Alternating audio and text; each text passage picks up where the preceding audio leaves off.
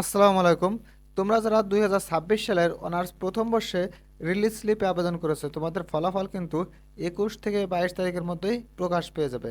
তোমাদের ফলাফল প্রকাশের পরে তোমাদের কি কি কাগজপাতি লাগবে, কত টাকা লাগবে, কিভাবে তোমরা কলেজে ভর্তি হবে, এই বিস্তারিত সকল বিষয় এই ভিডিওটায় আলোচনা করব। তাই ভিডিওটা শুরু থেকে শেষ পর্যন্ত অবশ্যই দেখতে থাকবা। দেখো, দেরি না করে শুরু করি।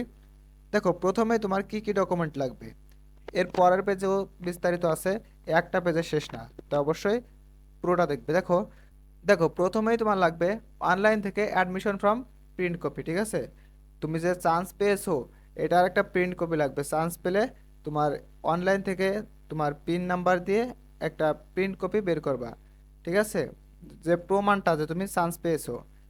এইচএসসি এর মূল মার্কশিট ও ফটোকপি, তোমার অবশ্যই এইচএসসি এর মূল মার্কশিট ও ফটোকপি দেওয়া লাগবে।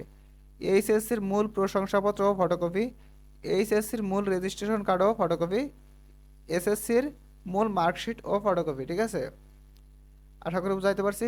এজন্য তোমরা এইচএসসির মার্কশিটগুলা কপি করে রাখবা, ফটোকপি করে রাখবা বেশি করে, কারণ অরিজিনালটা তোমার কলেজে জমা দেওয়া লাগতেছে। তোমার যে কোনো সময় যে কোনো কাজে ফটোকপি লাগতে পারে, কারণ সার্টিফিকেট আসতে তোমাদের এখনও দেরি আছে। তাই অবশ্যই তোমার যে মূল কাগজগুলো দিবা এই সকল কাগজের ফটোকপি করে রাখবা।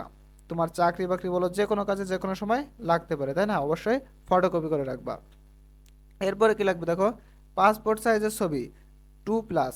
অর্থাৎ কি, কোনো কোনো কলেজে 2 কপি নেয়, সর্বোচ্চ 6 কপি পর্যন্ত নেয়, ঠিক আছে?